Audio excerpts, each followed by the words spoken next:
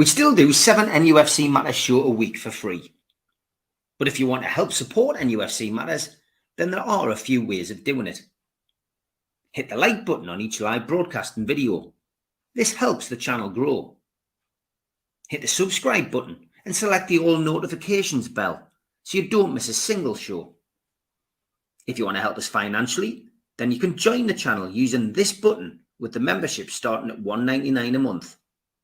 Or you can drop us a donation in the chat using a super sticker. We're also looking for sponsors.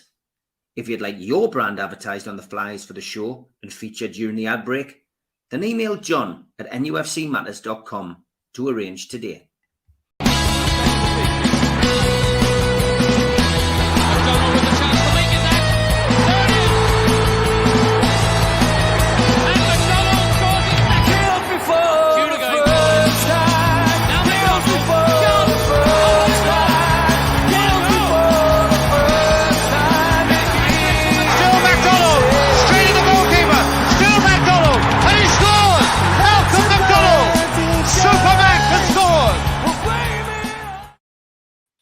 Good morning, welcome to NUFC Matters with me, Steve Ray. Thursday brings Supermac and Gibbo. Good morning, lads. Morning, Steve. Hiya, John. Hi, good to see you guys, and as always, an hour-long show to chat about what's going on in the world of Newcastle United. And let's get straight into it, John, with the Champions League result. Yeah. PSG won, Newcastle won. I described it as a heroic performance, John. What about you? Oh, without a shadow of doubt. Absolutely ruined, not by something they did, but by something the referee and VAR did. I mean, the next night we get Manchester United, who are coming here at the weekend, full of disappointment after their result at Galatasaray. But that was self-inflicted. They went from 2-0 up and 3-1 up to 3-3, self-inflicted by poor play. We were robbed not because of what we did wrong, but what the referee did wrong. It's one of the most shocking decisions I've known. The best referee in the world, he took the World Cup final, he took the last Champions League final, made the worst penalty decision in the world. And it was as bad as that. And it's no good to us, you know, that UEFA stand down the VAR man from the next match. What help is that to us? That doesn't. We could lose millions if we go out of the Champions League into the Europa League or out of Europe completely. It doesn't help us one iota. And I won't just blame the VAR fella, because the referee, and I thought, by the way, he'd been excellent until that moment. I thought the referee had looked what he is. John, absolutely. He'd looked great, didn't he? He looked great. Yeah, he was having a terrific game. He was, and he is the best in the world. But I just don't blame just the VAR guy, because the referee can go over and have a look at the screen and say, no, I don't see anything wrong. It's a goal. I've seen Michael Oliver, our referee from up here, who's the best referee in the Premier League. I've seen him go over to a screen and say, no, I'm sticking with my decision. Yep. It's a goal or it's a penalty or whatever. And I know that he wasn't showing a lot of the good stuff, the rest. But to in the 98th minute, you know what? I've never been so sickened, Malcolm, as the last time I was sickened like that was also 98 minutes, and it was Liverpool's winner on Isak's debut at Anfield. I was I remember that. But I was just left with a really horrible taste in my mouth, because the referee, he went over there, and I'd like to know what was going on in his earpiece, because I have this horrible suspicion within me that there are people in his ear saying, "Look, we'd rather PSG stay in the competition than Newcastle." Who's to say? You know, and so what to take away any possible hint of collusion, confusion, or whatever, that a referee, as soon as he's asked to go and look at the screen, he should take his earpiece out. Yeah. So that I mean, he doesn't hear anything from anybody, and he can just solely make the decision all on his own. I mean, it's got to be tongue in cheek, because I mean, for me, I know where you're coming from. I'm as angry as everybody else, Mal. I mean, look, we know for a fact that the referee is in conversation with somebody in the VAR room. I think the problem is there's no doubt. There's no suggestion that there's corruption at any level there. I don't think, but I think what I would say is that the angles. John mentioned the angles. Now, the angles that the referee saw were the angles that were shown on television, and the angles that were shown on television shows the ball hitting the hand, the arm, whatever you want to call it. But the reverse angle from behind the goal, which the referee wasn't shown, shows that it clearly comes off his body and goes onto his arm. So for me, the referee didn't get the opportunity to see all of the angles, so therefore should have said, I'm staying with the on-field decision. I think, I mean, I would imagine it's all in, it's all technical terms, etc., that they're using backwards and forwards. But we've heard these tapes come out in recent weeks for the Arteta Arsenal Newcastle game, and it's quite clear. I'm not sure it will be as clear listening to something which maybe is in a foreign language. But John, these angles, they've got a full story, or they're not doing the job properly. It is quite ludicrous. And two things further that came out of it for me was, one, it definitely hit his chest and come down to his arm, which was in a natural position. Absolutely no question about it. Now, when you watched it on television, guys, as well, the minute the referee sort of put his hand up to his ear, which meant he was listening to, to say, go over there, the minute he did that, Bruno walked up to him, you could see it because he was facing the camera, and said it hit him in the chest, and he went like this to the ref, which is exactly where it did hit him when you saw the thing. So Bruno straight away was alerting to what had happened. Now, I know you would say that somebody on the team that on the receiving end would say that, but he actually was getting it right and saying where it hit him, which is the chest. Secondly, I was so sick for the guy it happened to, because Livramento for me was the star of the evening. I thought he was sensational yet again. And the way he made our goal, the run along the 18-yard line and the ball he played into the wide player, Almiron, for Almiron's shot, which Isak tucked away. It was all about Livramento. And I tell you what, we have had a divert ever so slightly, we have had a period where we've had up to 11, 12, 13 players out. We've been ravaged and we have missed the players out so badly it's untrue. But two players have benefited, and we have benefited by them being able to play through everybody being missing. One is Livramento. When everybody's fit, he must be in the side, and you're going to keep Trippier in the side, so he's going to play left back. When Dan Burn's fit again, bless him, Dan Burn can't get back in this side automatically, because Livramento is a better left back than Dan Burn is a left back. I know they're both not left backs. One's a right back, one's a centre half. But that's where they play. Livramento cannot be dropped for Dan Burn.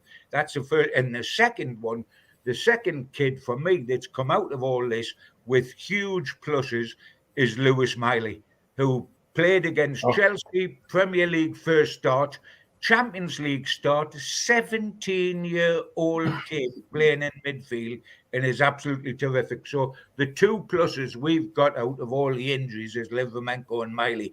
But for it to happen to Livramento, the penalty was double cruel. It was cruel on Newcastle United, but cruel on him personally. Yeah, I hope that the manager and indeed the players have said to him, don't even think about it. Yeah. That this is just a really bad decision. It's the referee that comes out badly, not you. Funny enough, he was brilliant that night. And Miley, dear oh Lord, here he is playing in the Champions League in his second start for Newcastle's first team, and he looks as if he's been doing it all his life. Some player, Malcolm, isn't he? Oh my word! You know, you usually spot the odd instance with a kid that they just look a little bit unsure or out of place. Not Miley. God, dear, he just looked so confident from the very first whistle to the very last. So impressed with the lad. 17 years of age. My word. Well done him. Well done him. He's and of course it. Both he and Livramento, they're making it very difficult for players to get back in the side. Sure, and that's the good news out of the. Oh, it's great, wonderful. Yes, that's the good news. The and I just wonder. I would love to just have a little chat with Bruno and say, how are you finding it playing with Miley in the middle there? And just see what his opinion is. Because he seems really happy with the way things are. His form's come back tremendously, I think. Yes. Let me say, Steve, right at this situation, because we're so frustrated about the 2 points that were ripped out of our grasp the other night, because it makes a significant difference, because going into the last day, who stays in the Champions League is in the hands of PSG, not us. Because if they win on the last day, they stay in and we go out, even if we win. So it's been taken out of our hands by officialdom. But let me say right away, we're not finished in Europe and we're not finished in the Champions League, mind. Yeah. Because I think we will beat AC Milan, and I think Dortmund are too good a side with too much pride to lie down in front of their own supporters when they play PSG in the last game.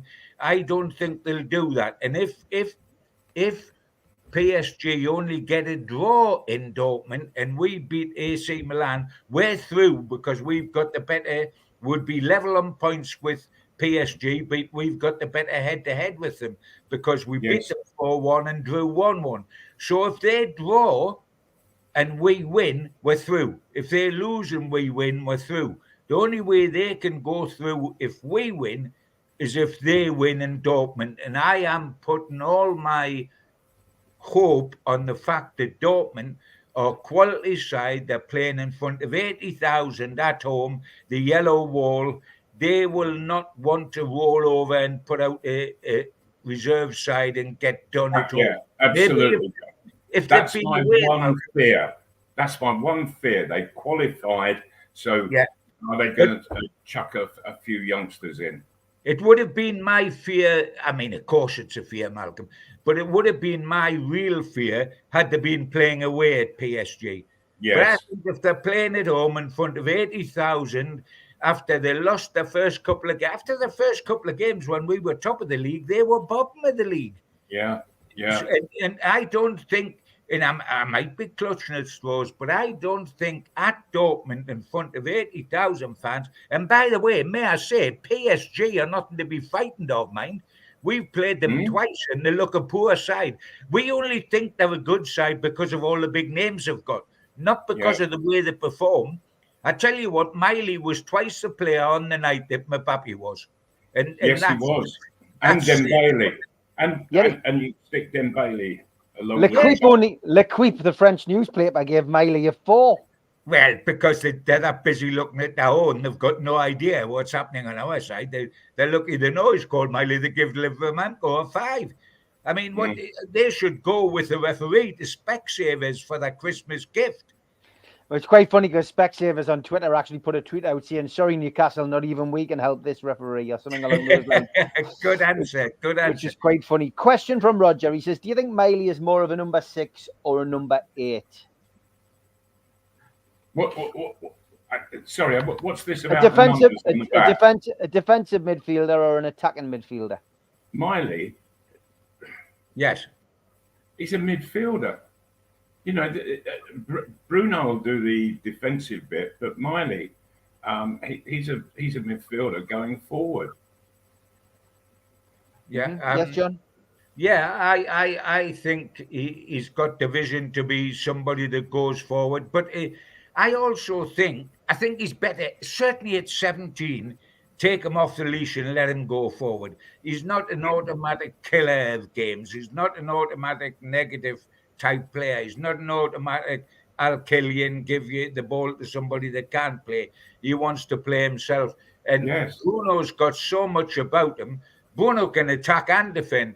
Bruno can ease him through, but you've got to take the blinkers off Miley at this stage of his career and let him loose to do what he does by natural instinct and not. And Newcastle midfield can have plenty defensive midfielders. Bruno can do it. Longstaff can do it when he's in. I don't think Miley's greatest strength is defensively, although he can do that. I think his greatest strength is him on the front foot. Yes. Yeah. And it suits with Bruno alongside, because Bruno's quite happy to do that. All right, for want of a better word, defensive bit. Mind you, the one thing that does worry me, and you've got to remember, boys, that as a Geordie, I've got every right to be worried because I've had a decade and a half of Mike Ashley, so I've got every right to get myself worried. But what does worry me for Manchester United coming up, we're so shy of players. When you look at the bench against Chelsea and against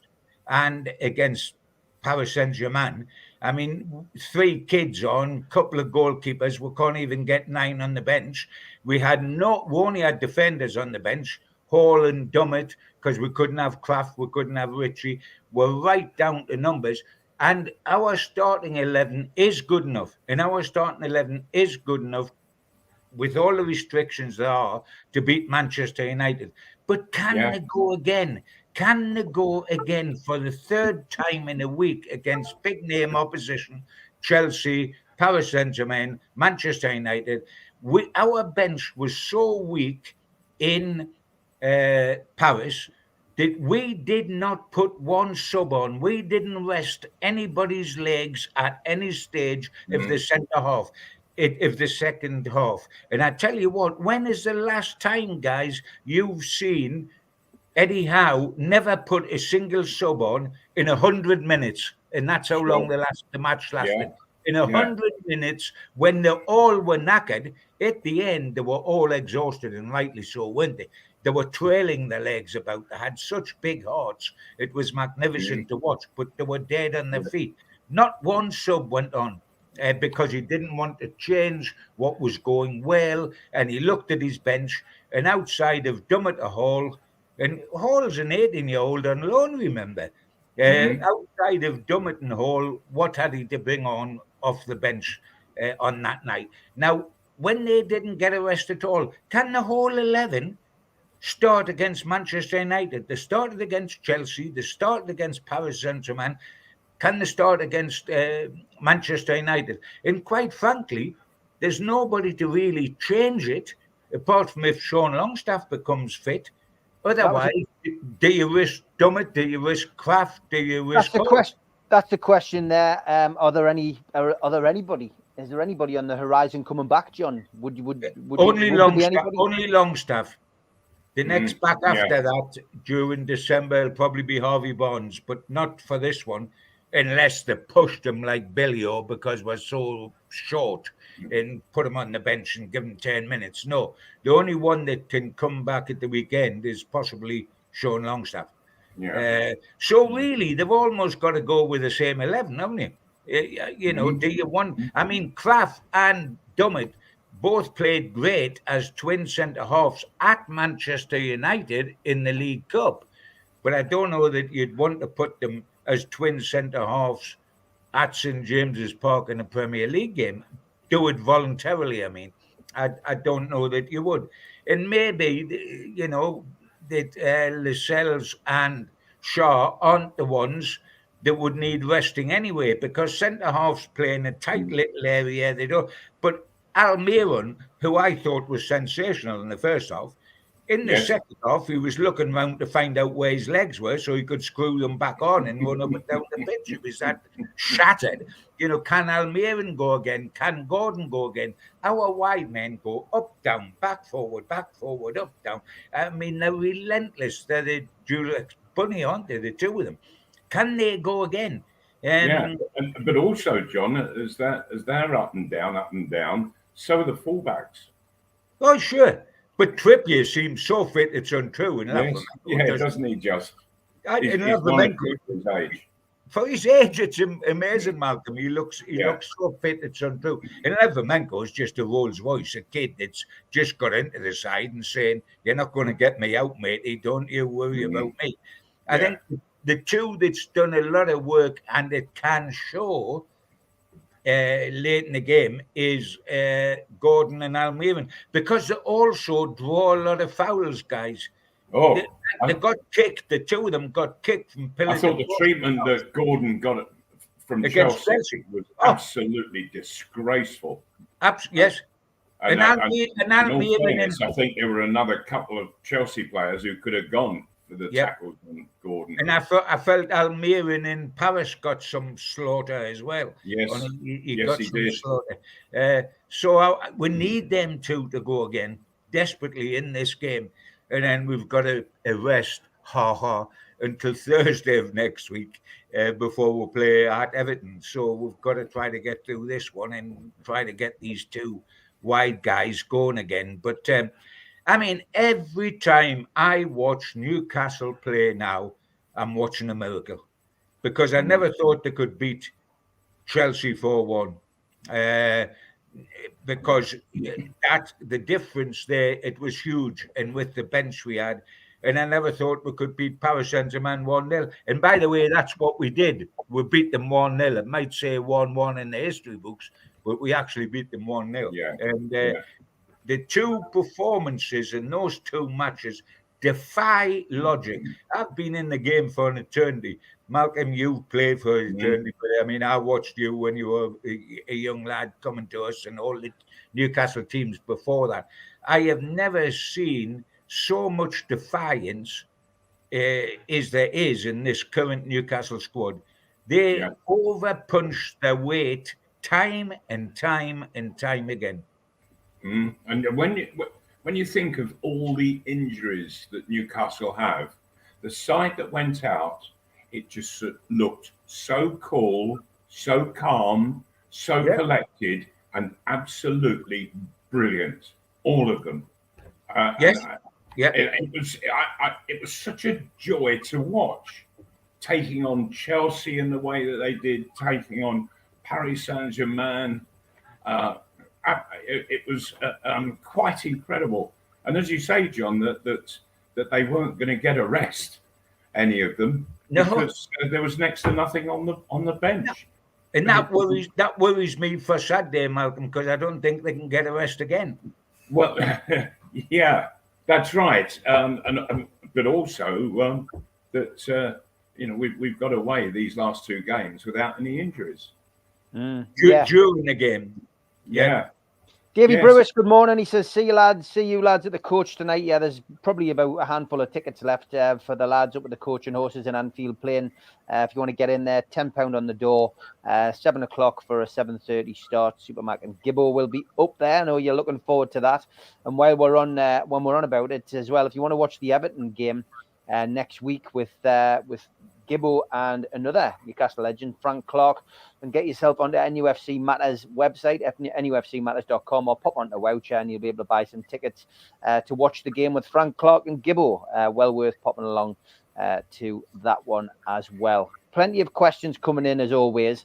And I think John's already touched on this, but John Askew says, does the incredible form of Livramento mean fewer opportunities for burn and target going forward? When you think about it, it's got to be a positive that such a question needs to be asked. Malcolm, I'll come to you because John's already touched on this. But yeah, I would say that, that's the way Eddie Howe will probably look at it. Livramento's come in, he's done a great job, and you've got to go with the form players. Burn and Target will have to work their way back into that team. Yeah, they're not just the form players, but their attributes are greater than either Burn or Target. For one, Livramento, he's much quicker than the pair of them. Much quicker. He's more mobile, and he's quite happy to take anybody on physically, and so and we've seen that he can seriously play. And if I were either Burn or Target, I would be thinking that the next move is coming up, because if they want to play first team football, I cannot see, unless there are injuries, I cannot see them ousting either of the two fullbacks that we've got at the moment. And Livramento, I have to say, on the left-hand side, he did not look as if he's a right back. He looked more than comfortable at left back, using his left foot, and you couldn't have spied on him and say he's on the wrong side, he should be over the other side. That wasn't the case, and so well done him. Absolutely terrific. It really was. I think Target has got to move on because he's well down the pecking order. Johnny's not quick enough for this. No, but I mean, the amazing thing, from his point of view, the amazing thing is he's actually a left back, which Burn and Livramento on. So he must get the message. If they're ahead of him, he must get the message and say, I've got to go. Funny enough, with Burn, he'll feel that while he sees that door closed with Livramento, and it is closed, he will think, well, can I get in my proper position? With Botman out at the moment, he could play left side and Shaw could revert to where he normally plays, which is right side of the centre halves. But of course, Lascelles has had a terrific go at making sure he stays he makes the odd mistake, Lascelles, and it always looks bad when he does so. But it's sort of like one mistake a game at the moment. So I think we can cope with that. Yeah, Burn will stay around because you need, not by Jove, don't we know it when you think of what's happening at the moment. But you don't need 11 players, you need 20 players, squad players, and Burn will always get a position on the bench, big-hearted, can block people out, etc. He'll always get a position on the bench. Where he's in trouble is getting a position automatically in the starting lineup, which he's really had since he signed for Newcastle, either as a centre half or as a left back. Livramento has pulled the mat from under him as a left back without a shadow of doubt. But Burn can be used on the bench to cover two positions, left side centre half and left back. Whereas Target can only play in one position and will still be behind Burn in the pecking order. So if I was, Newcastle might be happy to leave Target in the squad because look at how thin the squad is. But if I was Target at this stage of his career, I'd want to play first team. I would know I'm not going to get first team in Newcastle, so I would go. Not in January because Newcastle won't let him go in January because they've still got this huge injury list, but in the summer. Okay, interesting stuff. As always, we are halfway through the show. It's time for the ads. A big thanks to all our sponsors: Skips and Bins, telephone 0800 25 45 25 3, email inquiries at skipsandbins.com, website skipsandbins.com, easy contract free and pay-as-you-go waste collection. A big thanks to Mr. Vicky's sauces. They are handmade in Cumbria. If you want to order some of these sauces, call 01768 210 102 or go to the website mrvickies.co.uk. Thanks again to United Group Travel. They are a UK coach holiday firm and they are based in Morpeth with pickups throughout the northeast. No strangers on our tours, just people you haven't met yet. They're on Facebook. They've also got a website, unitedgrouptravel.com, or give them a call 01670 632 460 or 0791 666 4174 or 07957 141 654. Big thanks to Darren Baldwin Funerals. They're an independent funeral director based in Gateshead. You can find them at their website, darrenbaldwinfunerals.co.uk, or give them a call, 0191 478 2730, or email darren@darrenbaldwinfunerals.co.uk. Big thanks to Neil and the lads at Media Arts for all the help with the video side of things. And a big thank you to New Workwear. You can find them at newworkwear.com. If you want to help the channel, then please subscribe. Hit the subscribe button underneath today's video. Hit the thumb up, which helps you like the video, and please click share and share it to your other social media. We're also available as a podcast on iTunes, Spotify, and other podcast providers. If you want to help the channel, you could take out a one-off membership. You get a cup, a pen, a membership card, and a scarf. It's a £25 one-off fee, and you can go to nufcmatters.com and click membership, or put your smartphone over this QR code and it will take you straight there. We also help the food bank on this channel. If you want to help the food bank virtually from wherever you are in the world, click on nufcfansfoodbank.co.uk and it takes you to the matchday bucket and you can make a donation no matter how big or small. I'm also involved in the Northeast Footy Breakfast Show. You can find us on the toonuk.com. I do Monday to Friday with Ted, the Sunderland fan, and Rye, the Borough fan, and Radio Dad Dave. Lots of fun, 7 till 9 every morning. Give us a listen, you'll not regret it. We also help support people in the area who are putting events on. An evening with Nobby Solano takes place on the 19th of January at the Tyneside Irish Club. And an evening with Peter Beardsley takes place at the Tyneside Irish Centre the week before, on January the 12th. Tickets for both events are available on Voucher and would make fantastic Christmas presents for anyone of a black and white persuasion. And don't forget, Supermac and Gibbo will also be at Louis' Liquor Store pre-match for the Manchester United game. 5:45-ish, the lads will be there.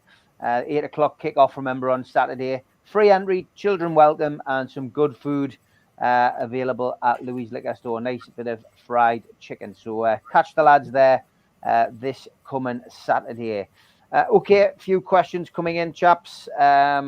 Kenya Mags says, what position are we going to play Lewis Hall going forward? Tino's in the side permanently now, as we've already discussed. But yeah, Lewis Hall, a little bit more time taken with him. Where do you think he'll end up, John? Interesting.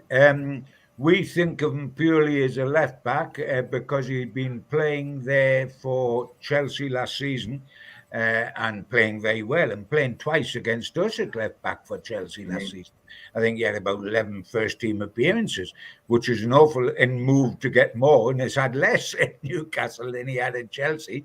But the interesting thing is, before they converted him, if you like, to a left back, the same as we converted Burn to a left back, he was, through all his formative years and school years at Chelsea, a left-sided midfielder. So he can play in either position and will cover both positions as far as Eddie's concerned. If you look back on the few games he's played for us, he has played both midfield and left back in the first team. He played midfield earlier in the season. And of course, it's interesting that we've got Manchester United on Saturday, and he'll be desperate to get on if he only makes a bench, because he scored at Manchester United in the League Cup, if you remember. A terrific shot from the edge of the box. So I don't think at this stage of his career at 18 it matters where he might end up, as long as he ends up there, as far as he's concerned, whether he'll play left side midfield or left back. I think he'll see himself as a left back. And in the way that Livramento will be loving playing left back at the moment, but sees himself as a right back eventually. And when our right back, I was going to say skipper, but he's still one of the skippers. There's no question about that. Once he goes and his legs go, and you would think that could be next season, but the way he's playing, he looks like a little Ben straight out of kindergarten. So it looks as if it might be a while off. But I think long term, Newcastle would probably say Livramento and Hall as their two fullbacks. Long term, not immediately. Yeah, Lewis Hall definitely got something about him, hasn't he, Malcolm? Yes, he has. I want to see more of him, so that I can give him every opportunity to impress. But yes, it's difficult because just because at the moment Livramento playing at left back, he absolutely looks sensational there. Looks as if he's been playing there all his life, and it's dispiriting for the likes of Hall to see somebody go into the side do so well in your position. Yeah. But at the same time, though, let's not forget Hall is on loan, and I know that Newcastle, they've got to get a good view of what he's able to do and make a decision on him at some point. Are they going to spend money in the transfer market on him? They've got to, Malcolm. They've got to. They've committed to it, haven't they? They are committed, yes. They're committed to doing it, and the only reason they did it that way on loan and then we will guarantee to pay the money is that they wanted to spread the load of paying cash and put it into the next financial year, the money that they spent on him, so that it didn't overburden him in this financial year. Yes. So it's just done for the accountants, but they're committed. It's as though he's signed now. They can't get out. And he's committed as well, John, in return. Yeah. It's all, the deal's all done. This is just a technicality for the accountants. Okay. This loan business. I mean, ironically, where it's boomeranged a little bit as far as Hall's concerned is that he couldn't play against Chelsea last time, and he can't play at Chelsea in the League Cup because Livramento. He's technically on loan. Yeah, he's technically on loan, so he can't play. I think what's tough for him, and Malcolm sort of suggested it with Livramento playing so well in his position at left back. What's tough is that I was about to say initially, well, we've got to remember how young Hall is because he's just a band coming through. He's only 18. But all of a sudden, I remind myself that Livramento is only 21 and Miley's a year younger than Hall at 17. Yes. So that puts pressure on Lewis. But I mean, I think he's going to be a good player. I hope he's a good player. And he's ours. We're committed to spending 28 million on him, Malcolm, which is, not to be sniffed at. It's not biggest money, but that's done, and the whole thing's done. It's just a means. Can you imagine, though? And this is the part, and I'm playing devil's advocate here. Can you imagine if in about the second last game of the season he got a bad injury? Heaven forbid, but we've had a load of those. You're committed to buying him anyway, even if he was going to be out for a while. But heaven forbid, that won't happen. The law of averages. We must find Lady Luck. I don't know where she's hiding, but wherever she is, I wish she would come out and show herself because we need her to sprinkle a bit of stardust on our season because at the moment we've lost her completely. Yeah, the one place where Hall might get in is if Gordon gets injured. Yes, he does play left side of midfield as well, doesn't he? Yes, he could well do that. He could well do that at the moment. You're absolutely right, Malcolm. Long term, he won't, of course, because Harvey Barnes will get in there when Gordon doesn't play. But right now, I mean, he could theoretically play for Gordon on Saturday night in that position if Gordon was too shattered. But I would hate to see that, not because of Lewis. But I think Gordon and Almiron are so important in the Newcastle system at the moment. I thought that the treatment that Gordon got from Chelsea, I thought was absolutely out of order. No question. And the referee should have stepped in long before he did and warned the Chelsea side: if you carry on like this, you're going to start marching to the dressing room. Well, Referees of course, again. James was sent off for exactly that, for doing Gordon. Well, yeah, yes. but that was later on. You know, the amount of stick that Gordon took prior to that sending off, and it was from about 4 different players. And afterwards, Malcolm, and afterwards as well, yes. Yeah. He's, I mean, yeah, but mind, give him his due. John, he just kept getting up, and yes, he's not chicken. He's not faint-hearted at all. No, he's not, is he? Not at all. And there were some hefty challenges on him. Yeah. I mean, I think sides have looked at Newcastle and think the way they play, high tempo, high press, get amongst us, the way that we play, I think they've looked at us and said, the key is the 2 wide man, Almiron and Gordon. Up, down, fit as lops, can run as much in the second half as they do in the first half. They're the big danger. Snuff them out, get them out, and how potent will Newcastle be? And therefore, both of them are taking a physical hammering, and it's awful to see. And it's so unfair, and referees ought to watch that. What I am looking for, and I'm not surprised, guys, what I am looking for against Manchester United is a return to absolute sharpness of Isak. Now, that might sound a stupid thing to say when on his 2 comeback games, he scored in both. He scored the first goal against Chelsea and he scored in Paris Saint-Germain. But naturally, after a long layoff, and it's Isak's way as well, he takes 2 or 3 games to get up and be running. Yeah. He missed a couple of big chances against Chelsea, and he missed a very good chance at Paris Saint-Germain as well. I'm not nitpicking because I think he's a wonderful talent, a wonderful, wonderful player. But he is just getting up to status, if you like. I mean, he would have been one of the first to come off in Paris if we'd had a good bench, because he's not fit enough yet to play 90 minutes. But he's done terrific for us in the 2 games. But I know I'm not watching the realies. That's still to come. The realies are still to come. Yeah, I couldn't agree more, Jim, on that. Yeah, yes. Yeah. But, and I just get the feeling with him that that maybe he's not a 90-minute player, that he might only be a 60-minute player, which then ties in well with Wilson, who can give you a really good half an hour. And so they're sort of dovetailing between them quite nicely when we've got a fit squad. Yes, yeah. And that's the trouble. That word "when" is the trouble, Malcolm, isn't it? Yeah, when. That's the key thing. It's going to take a while, isn't it? Before we get everybody back fit.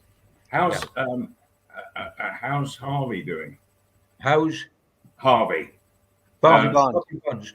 He will probably be the next back after Sean Longstaff. About a couple of weeks off. Right. Mind, he's had a long while off, so he's not going to be up and running, is he? No, he's not. It's going to take him 3 or 4 games to get up to match fitness. Yeah.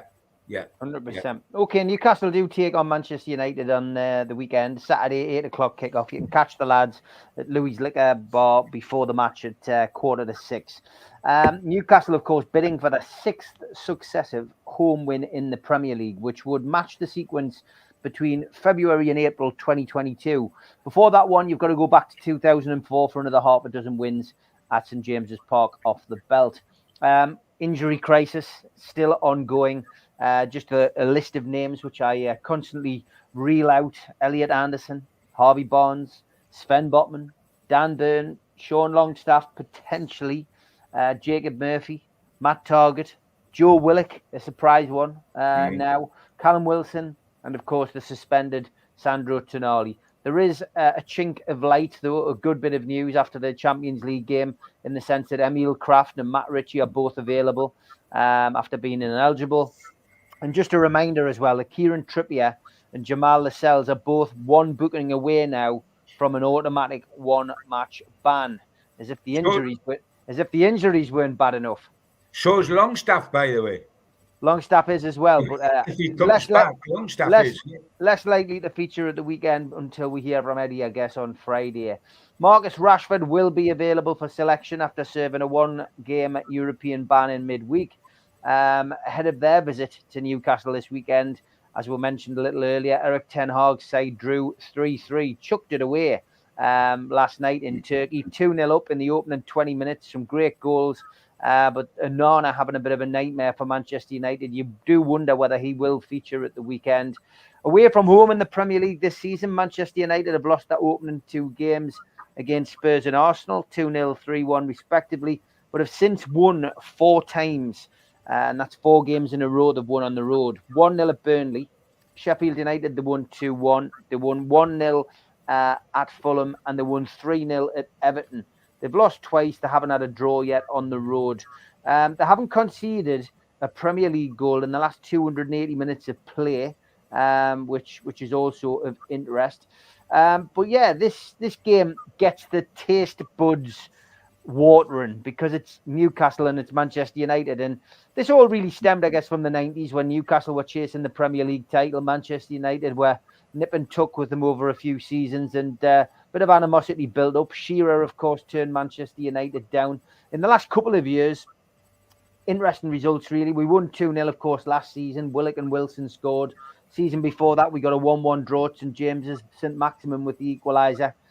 You go back then to 2021, we lost 4-1 to Manchester United at home. The year before that, Matty Longstaff scored that raker in a 1-0 win.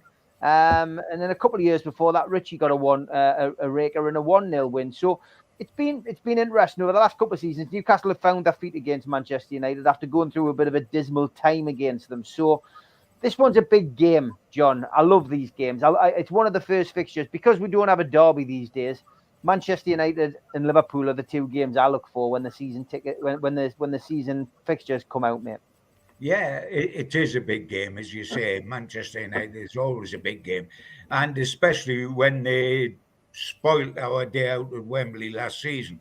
I won't forgive them for that. Now, since then, we've played them twice, and we've smacked them twice.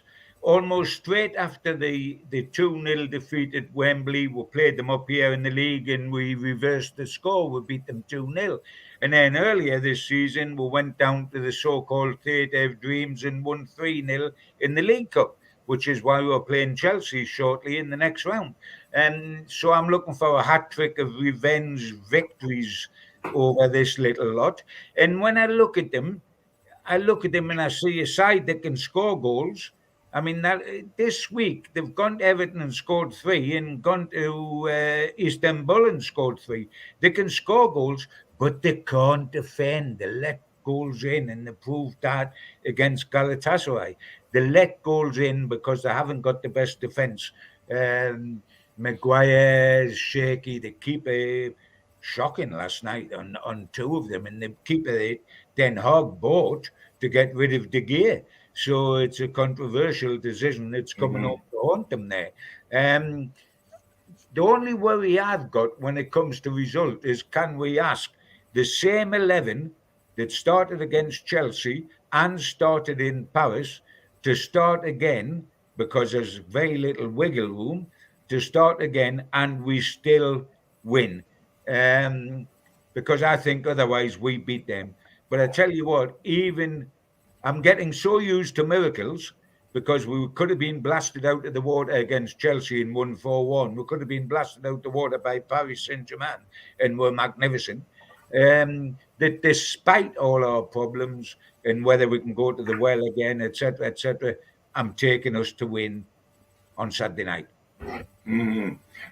Because I was talking to a journalist over in Manchester, John, and we both know him well, Rico, and he was saying that what's emanating out of the Manchester United home dressing room is pretty much the situation that Gordon Lee was creating at Newcastle back in the 70s, where he was looking to divide the players into into his favourites and his and those he disliked, which included Terry Hibbett, myself, Paddy Howard. Yes, absolutely. But we always kept a team spirit going in the dressing room, despite what the manager was doing. But over at Manchester right now, the whole atmosphere, it seems, is quite different, and that this split that Ten Hag has created is making a detrimental difference to the whole as a group. Trying to be a group when you split in half, it's very difficult to turn things out, and things will always go wrong under those circumstances, always. And that's what we're seeing, last night, that they had the game won, really. And then it all collapsed at the back. And mind, I have to say, long live Maguire. Oh, I'd love to play against him. Absolutely. And I would think that Wilson and Isak both feel the same way. It could be very interesting Saturday night. Yeah, Isak will definitely be playing. Wilson probably misses this one, but I know what you're saying. I think, any centre forward would love to play against Maguire. What's your prediction for this one, Mal? I'm going to go for a 2-0 win to Newcastle. Yeah, it's a good shout, I think. Certainly, I think that Newcastle will win. And Manchester United will find it very, very difficult to score against the way that the back four are playing, and the midfield in front. So it won't surprise me if they go scoreless on Saturday. And Newcastle, I think, they will continue scoring goals. It was just a shame on Tuesday night that they weren't able just to get that second one. If they got the second one, I think that was it. Paris Saint-Germain, they would have been way too far away from retrieving the game. And Newcastle, they always have a bit of a problem when they at 1-0. They need that second goal just to kill things off, and that's what happens. You look at Chelsea. As soon as that third goal went in and made it 3-1, 2 goals ahead, Chelsea, they just slumped, and Newcastle, they played some great stuff. To watch, and they played it in such relaxed form, and so that just getting that second goal ahead is absolutely vital. So I'm going to go. I'm going to go identical to you, Steve, and I'm going to go 2-0. But it would be nice if there were more. I mean, the interesting thing is that they're both theoretically coming off bitter disappointments in Europe. Ours is obvious with the penalty. Manchester United having led 2-0 and 3-1 and only get a draw. Right, that was their fault. Oh, that's the point I'm about their to make. Fault. This penalty with Newcastle was never Newcastle's fault at all. That's the point I made angry about it. And that's the point I made early in the programme, that the difference was it was self-inflicted with Man U. It wasn't with us. And I think that's a difference. Yes, both sides are absolutely deflated about the Champions League, but our situation is different. Manchester United are currently bottom of their group because Copenhagen got a draw, a very good draw at Bayern Munich. And 0-0, wasn't it? Yes, Manchester United are bottom. And it's going to be hard. They've had 3 big away games in a week when they come here, away to Everton and away to Galatasaray, both in very hostile atmospheres, by the way. Everton it'll be just the same on Saturday. But Everton felt absolutely persecuted, and Galatasaray is welcome to hell every time you go. But hey, the little Argentinian kid, both times, sickened both sets of supporters inside the first 10 minutes.